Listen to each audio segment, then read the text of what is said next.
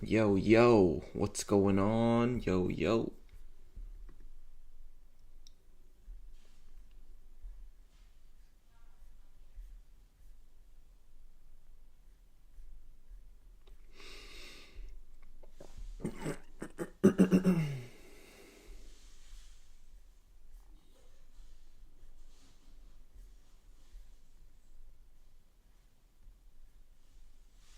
Good day out there in the markets. Got a few trades to go over. Some good concepts from today.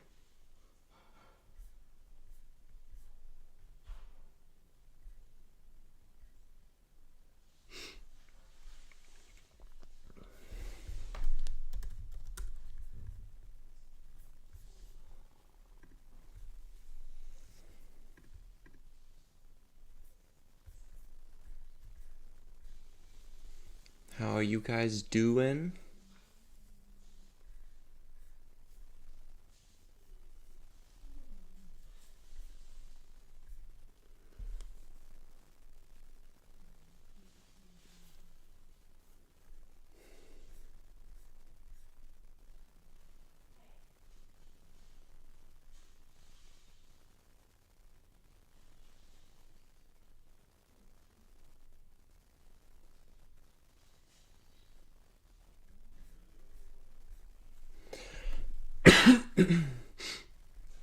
Probably a bit quieter because I'm hopping on a bit later, so it'll be short and sweet.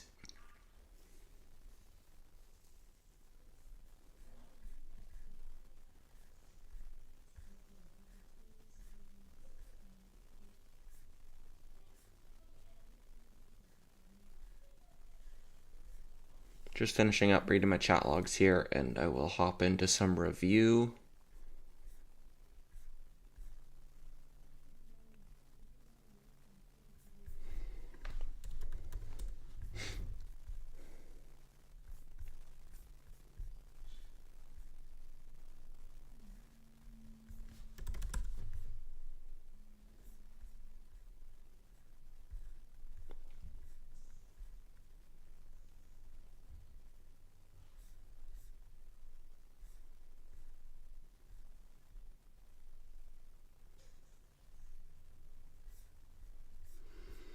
All right, that's enough for now. So trades from today. Start off here in order BKYI. ABCD setup pre-market. I was up pretty early today with the goal of that gap up parabolic on DJT. Wanted to get a feel of the action. So this moved pretty early, pulled back pre 7 a.m. trap, and with an entry here at 1, risking 5 cents, the risk reward made sense. So sold from 1 to 120s and got a nice 3 to 1 trade to start off the day. And it ended up going quite a bit higher, but that wasn't the move I was looking for. DJT traded this one here fairly well into open, covered the flush off the open, reacted to the pop, small size with risk towards pre-market highs. Once we got this hard crack, lower high, I moved stop to high a day. Size down as I was looking for this 50 to break down, and then once I got that 50 breakdown, I scaled, covered, rescaled, and then covered the wash, and that was it. Biggest win on this one was not being around to fight it on the bounce. So good little trade there. RUM was where I had most of my attention off of DJT. This one was a lot cleaner, like we had went over from the watch list yesterday. Same kind of daily into the run-up, but just moving in sympathy to the DJT stock. And this one gave you a nice 10 or 15 seconds to react to moves after DJT happened. So covering when DJT starts swiping, and then, like a minute later, it bounces. And then when DJT starts to fail, I've got a minute to add and react to. And then once DJT starts to swipe, I cover and then get another minute to react, and etc., etc. Ended up missing this little 25-cent rollover, which kind of hurt. and then the V-shaped recovery. But I was trying to get off desk right around here, 10:30 or so. So I was not looking to put a trade on. I was looking to cash things up. And then IBRX I minimized. Was planned from yesterday, looking for the red move and pops verse 6. So we got that red move. I cover on the flush, and then shorting the pops versus red green. Wasn't breaking lows, and then so I covered, and then it did break a couple minutes later. So I rescaled, and once it firmed back up over 6, I moved on and gave back some of those gains. And it topped out right near red to green. Hindsight, this little failed follow through type setup where you get the push, pull, double top, and then a break of the prior lows. There's a possible short entry on 609 with risk on 617, but I ended up not taking it. So I missed the meat of the move there, unfortunately, but caught some of it off open. So those are the main trades early enough. Let's go. How's it going, Golan? So yeah, this one's back into some congestion zone. So if this wants to fail back below 540s, could get a second red day to join the trend for a quiet fader, and then possible backside bounce in the coming days after.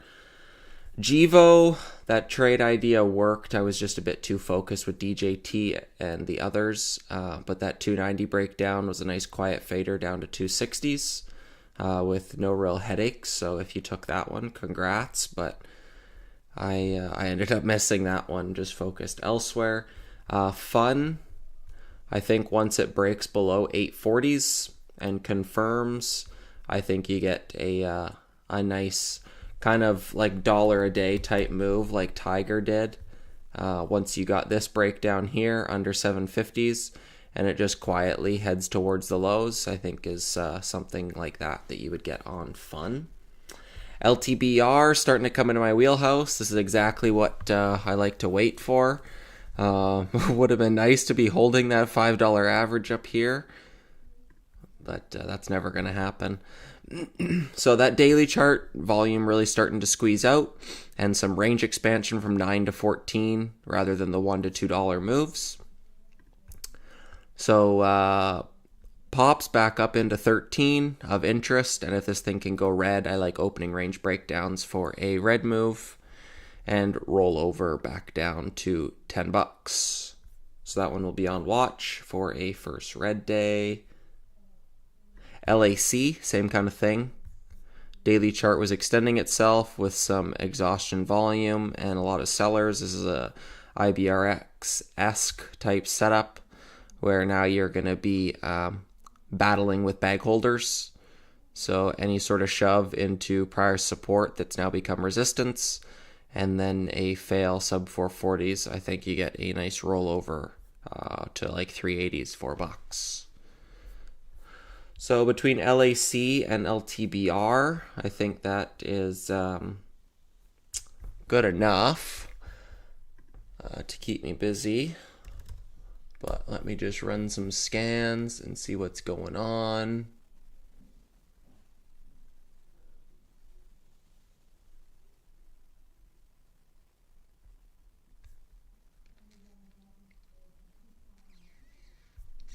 Just run some percent gainers and losers.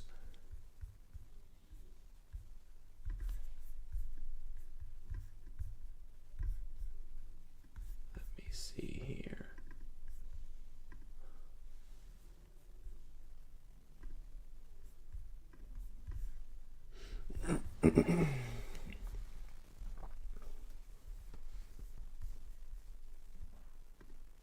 So there's that LAC multi-day runner. IONQ had a pullback today, but like I said, it wasn't really A+ for me personally. It was a bit too choppy, and finding the day that it was going to pull back, I think, was a bit harder than it led on. Fun, that little multi-day breakdown showing itself. LTBR, parabolic daily going from 6 to 14 is of interest. IBRX, first red day, possible follow through tomorrow. So we've already gone through a bunch of these plans. What else we got? What else?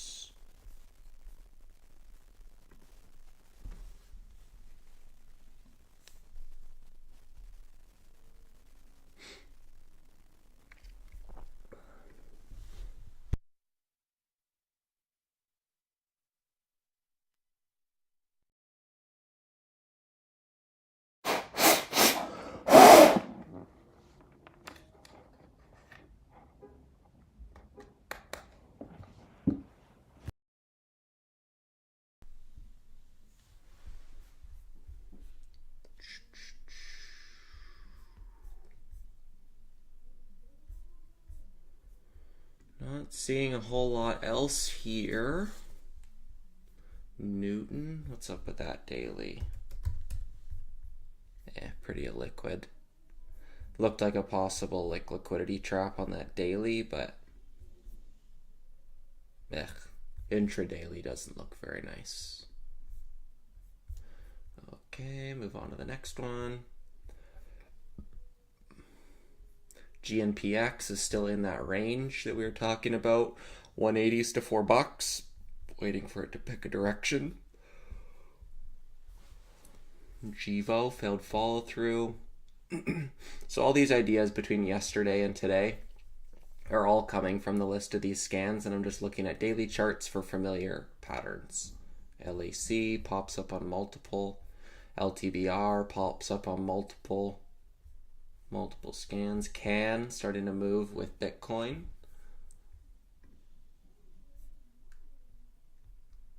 TVGN, we had that one on watch. It's consolidating very nicely and starting to tighten.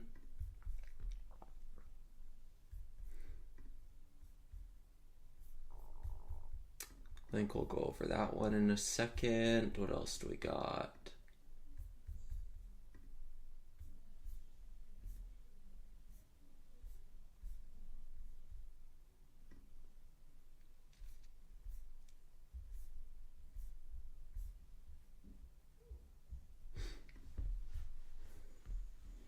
Mira, I mentioned that one yesterday, but didn't want to trade it. How about HTCI? Sounds good. Let me check that one out. Maybe HCTI? Yeah, HCTI was the one from today. Or yesterday, I mean. Probably referring to the liquidity trap.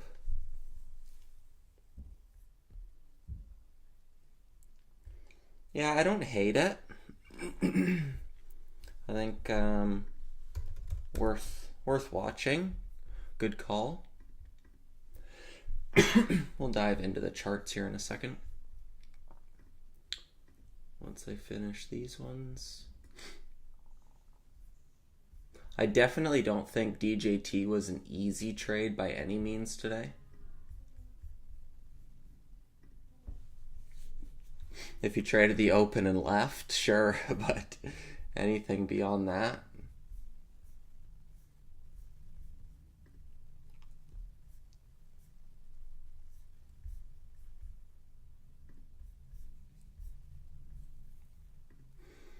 This is the fader scan. I don't typically pull a whole lot from this, but sometimes it throws out charts like GNPX and stuff. ARBB not really holding up, more so failing. But sometimes it throws out charts like that, so I just scan through it quickly. Looking for possible backside bounces or stuff that's holding up. And then volume's just kind of abysmal down here, so. Last one. Sup, bro? What's going on, Kevin? I traded ARB for a third day surge today. That was a mistake for many reasons. Entry on minute 3 when it broke HOD. What would have been your reasons pre-market not to touch this as a trade? Learning this setup. Appreciate your insight. Alrighty, we'll go over that when I hop back on the charts. So we'll touch on HCTI and we'll touch on ARB.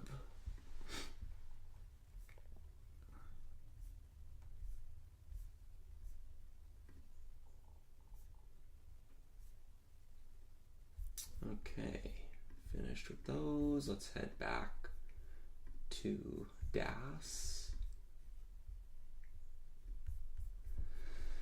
So I'll start here with HCTI, HECD. I always name these things, like speak the ticker as a word, basically. It helps me with ticker memorization. So when I call them ARB or FUN or HECD, it helps. So yeah, this one, like the front side move is basically what's giving me some pause on this, because it happened all within, well, between the halts, it probably happened within like 10 minutes. Sure, it was like half an hour, including the halts, but there wasn't like a whole lot of a front side move, where I don't really think there's a lot of shorts trapped in this. Where if it made this move throughout the day and then pulled back, I would be a bit more interested. VWAP is around the 130s. The biggest volume profile is here in the 140s. So I think you could, see some merit if it breaks and builds over 140s for a retest of the 190s, but I don't really think it's something I personally want to trade, just given how the move happened. I prefer it to kind of stair step or actually build a base at new levels where shorts could get in a bind and get that backside bounce or buy-ins. Would be my thoughts on that. And then we'll go to ARB here from Golan. So this one I did have on watch for a third day move. We had this, maybe let's go to a 1 minute. I think it shows it a bit better. See where this one is a lot different than HECD. So market open is right down here. Push, pull, holds roughly low a day. Steady grind, higher lows, grind, higher lows. So there's shorts in at all of these levels on the way up. And then right around here, you get this 75 failed follow through level. You get 2 exhaustion moves into it and it fades off. So for this one, I'd say 75 over under is a key level. You can see it retests it roughly. So that would definitely be a key level in my mind. So basically, I don't like anticipating these. The big picture breakout is over 90 cents and the early entry breakout is over 75 cents. So I'm not looking to get long this until it's breaking and building over 75s. Otherwise, I'm seeing it as pops along a downtrend back up into bag holders. The biggest volume profile is right here at 70 cents. Never got over it on day 2. Today is breaking down below prior day's consolidation. It's not building over 68, 70, 75. Some key looking left levels. So today was not in a bullish trend at all. If it's building over 70 and 75, then I would have been a bit more interested. I did have it on my list with some price alerts set, but so let me see here. You bought it on the 3rd minute. So right there, 933 through the highs. I typically like opening ranges through 5-minute high day breaks. From what I've tracked, is a lot better for backside moves. It proves that there's a bit more of a shareholder base off the open. But, if your plan was to come in and buy a high day break and risk low days, you bought and you risked 4 cents, as long as you cut on that risk level, I don't really think it's a bad trade. I shouldn't say that. I think it's a good trade. You bought it here, respected a stop, and cut through low a day. If you're still bag holding it and watching it fade away and not cutting your loss, that's a bad trade. But if you come in with a plan that you made, you follow it and you trade it, then that's a good trade. Although I think the win rate of that trade is very low, given that it's not building over prior resistance levels. So I think that idea fails more times than not. But as long as you followed your entry plan and cut it at your risk, I think it's a good trade. Any thoughts on Hood earnings tomorrow? I doubt it.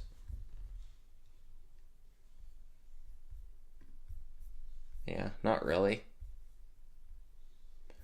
really a daily chart I would play. Not a whole lot of daily range. I don't try and predict earnings. So with earnings being tomorrow, I definitely wouldn't be watching it. There's no real speed up. There's no real big picture trend. Like it looks like you'd have to risk like $26 on a swing trade. But yeah, no real thoughts on it. Nothing I would trade. I don't think there's a whole lot of edge here. What up, Dawson, Luke, Evok, and Amex? Instead of ticker question mark, could you throw a bit more thoughts other than just Evok question mark, Amex question mark? Maybe what you're seeing or why you're asking the question, and then I'll give my thoughts on it. But just a bit more effort from your end, please, so we have a bit better back and forth. Yeah, I did cut Low a day for a scratch, but I think he gave very solid points, so I shouldn't enter to begin with. Nice.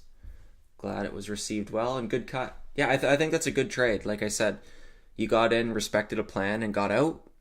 There's nothing wrong with that. You're trying things. But I do think the win rate on that is pretty low, but it's a good trade.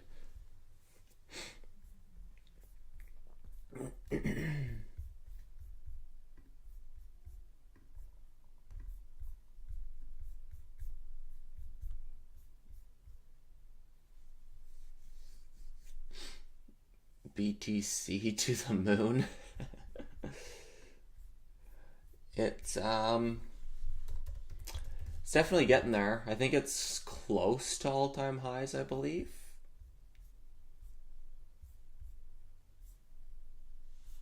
I don't really follow Bitcoin a whole lot, but let me pull it up and see here.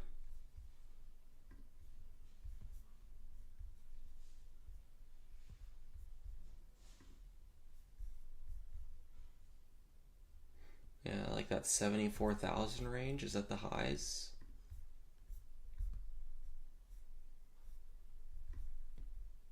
I think so. I think 74,000 is all-time highs, and it's right up there. 72, 73. It looks like it wants to go. Nothing I'd really trade, but I don't typically trade the Bitcoin stocks very well. I wouldn't be surprised if I'm overall red on them. Looks like Master is the one following it the best. Coin, Riot, Mara. They've got so many shares outstanding now. They just have such a hard time moving. Can looks like it had the easiest of movements today, and it was still only 20 cents. Look at that barcode. So yeah, no real thoughts on Bitcoin, but it's doing something. Amex bounce at support level, looking left for screen day. Thank you for that. I appreciate the thoughts. Amex. Yeah, no, I don't really I don't like the day one filled spikers. I think there's a lot more bag holders to get through, and you're already bouncing stuff on the backside as it is with that setup, so nothing I would trade. It's given back basically its whole move. So yeah, nothing I'm really interested in. IBRX, yeah, I touched on that one briefly in the beginning, but if it can take out today's lows, like 540s, 550s, I think you get a second red day there, and then possible backside bounce into Thursday.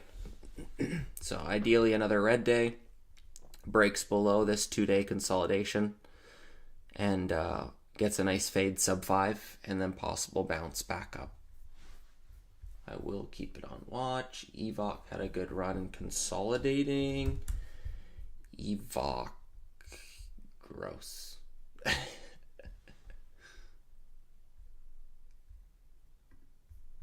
I don't really think that's a good run. It just popped at pre-market and faded all the way back to its lows. So same kind of thing as Amex. No real plans on that for me. If you get a big gap up in pre-market, puts out a PR, then you get a gap up gap up short into resistance, a gap up bounce short as Dux calls it, back into resistance, then all the longs that are stuck from there likely try to sell their position. GLYC had a lot of volume, so I'm just keeping. Yeah, that was a Billy boy today. Glick. I was looking at it. I brought my laptop with me today, and I was looking for 2 p.m. plus into the afternoon. And once it kind of broke here and then didn't reclaim, it looked fairly weak into the close. But typically, these Billy boys gap up where you get the billion shares. Typically, they gap up, 20, 30, 40%. So if this gaps up slightly, could look for like a green to red hold. I think X pawn. What was it? Did they do a reverse split?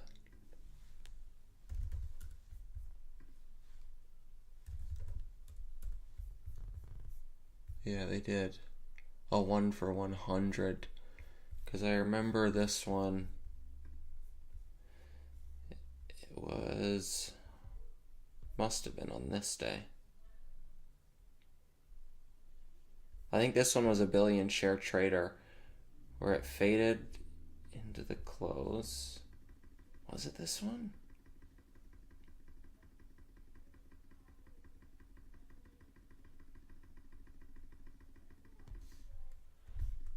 Yeah, it was this one. We got this big, it was tracking for huge volume. A lot of people were trying to dip by it in the View app and it just faded all the way. But it still gapped up like 40% the next day. These billion share traders, they just have such a massive shareholder base. I don't think there's anything wrong with keeping that one on watch at all. At least for a couple days. Could be like I say, a green to red hold tomorrow. If you get a gap up, typically they get a nice run. But if it starts to hold red and doesn't reclaim, then it would have to get back over this 48 to 50 cents for it to have a chance. Glue, third day surge. This one looks a lot more like a real company. Like, what's the market cap on something like this? 500 million. It's got 50 million outstanding. A massive deal with Novartis was why it was up.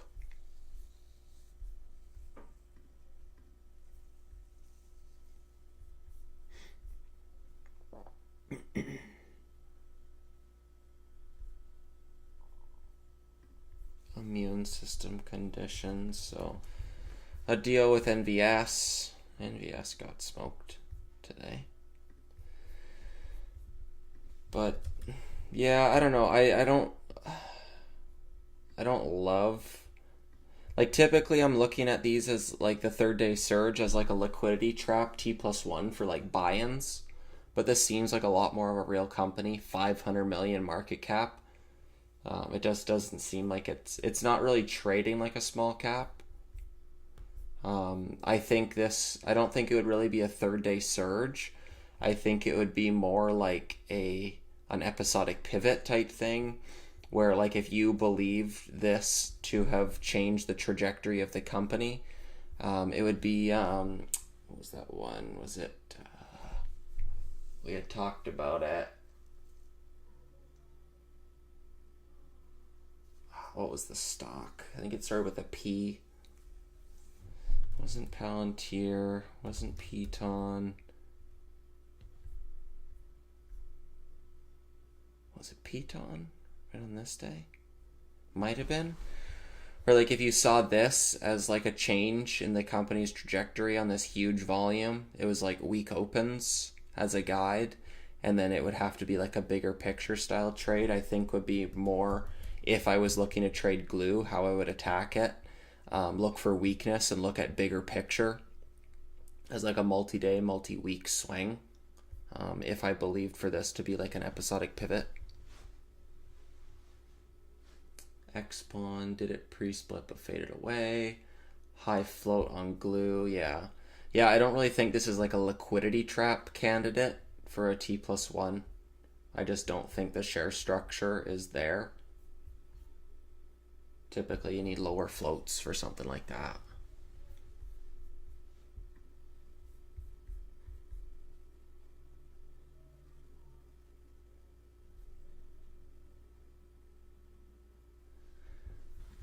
BlackRock. Oh, IBIT. That's a nice looking chart. You get this little perk into lower high trend once it breaks through this 40 range. Definitely could see the merit in a long on this with a Bitcoin sympathy. That looks nice. Thanks for the thoughts on glue, no problem. Mr. Gus the Bus. Gus? Gus Bus? Stay away from the fairy dust, Jerry. If you can name the movie, you get a gold star. My favorite movie of all time.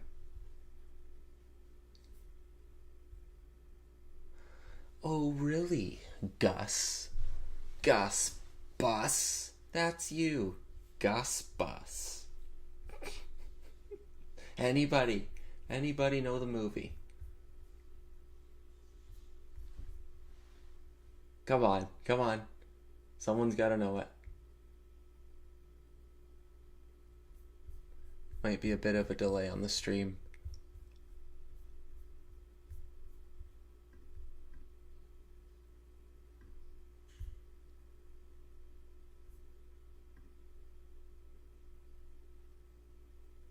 Nobody? Nobody knows the movie?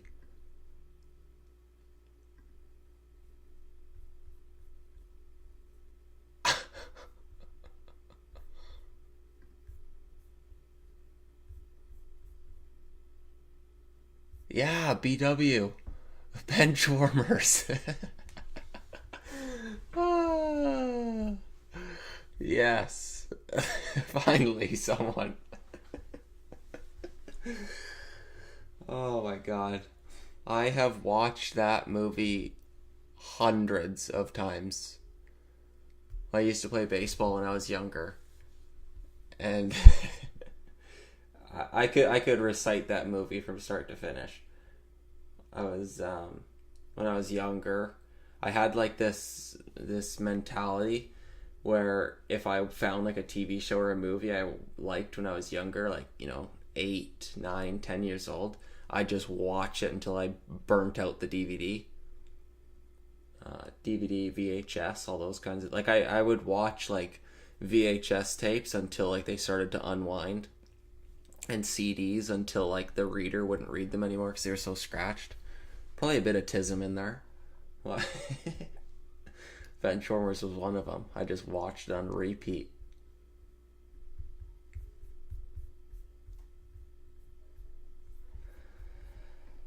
Okay, back to stocks before I lose viewership. So Glick, yeah, I'll keep it on watch just because it's a Billy Boy. See what it does tomorrow. No real plans, like as of right now. Just going to be looking left at prior day's levels and see how it reacts. HCTI, not really interested. LAC, I like that daily. Speed up and volume exhaustion today. Look for pops into prior day's resistance up here in the 460s for a red move. It hasn't gone red yet in 1, 2, 3, 4 days. RUM, that trade's kind of come and gone with DJT, so I don't really want to trade DJT anymore until it sets up a new daily chart pattern. Fun. I like this little 840 breakdown now that it's separated quite a bit from DJT. So if 840 breaks, I think you could see sub 7. LTBR, I like this speed up and range expansion, going from 5s to 14s. I'll be looking for a first red day here. TVGN, I want to touch on that one, forgot to mention it. But all these dips versus the 240s continues to get absorbed. You get more flushes that get soaked right back up. And on the daily, you can see it's tightening and flagging. Originally, I was looking for a 3 break, but now you got this double top here in the 290s, which likely is a early entry trigger for me if it can break and build over those 2-day highs. Something like this. If we break over 290, we'll be on watch. If it fails below 240s, then I just take it off radar. Gevo, I think all pops as long as 290 doesn't reclaim. I think favors lower for a quiet swing trade. SGMO, no real plan. IONQ, pulled back. If this gets a big enough panic tomorrow, you see what I mean? These larger cap names, when you get that flush off the open, they are dips into a bigger picture support. Like looking left, I had this 1610 line, it went below it, and then once it reclaimed, higher low and trended higher. But it's like a dip along a bigger picture trend. They typically bounce a lot easier. So yeah, LTBR, LAC, probably my top 2. And then stuff like TVGN, just a back burner watch if it starts to build. IBRX and Gevo, quiet faders. Now they've already pulled back. Not a lot of meat on the bone, but interested if they continue to fail to fall through. So probably enough there with those main 2 and then a couple other ones to watch. DJT tomorrow, yeah, not really. Not really for me. This was the move. You get up day, up day, up day, after hours squeeze, pre-market blowout. Today was the day, if it was going to be a day, to get a pullback. And you got a 55 down to 45 move. $10 a share. It's like a 20% move. That's plenty. Now, just a higher the better watch into November 5th, ideally. UPXI. Please, more thoughts with tickers, please. Not just ticker question mark or something. Yeah, no real plan on that. No idea what to do with it. This was moving off the back of that other one, that wild squeezer. What was it? Start with an M, I believe. MNPR? I think, yeah. So this one went nuts to 40. Some people are looking for the next one. It only goes to 15, and the range just starts to get diminished as people start looking for the same thing. So no real plan on that. Yeah, MNPR. That's right. Alrighty, well, I think that's about it. Hope you guys traded them well today. More than that, I hope you stayed safe. But I think we'll wrap it up there. Thank you guys for stopping by, as always. Get in where you fit in and make some memories, and I'll see you guys in the room. Peace.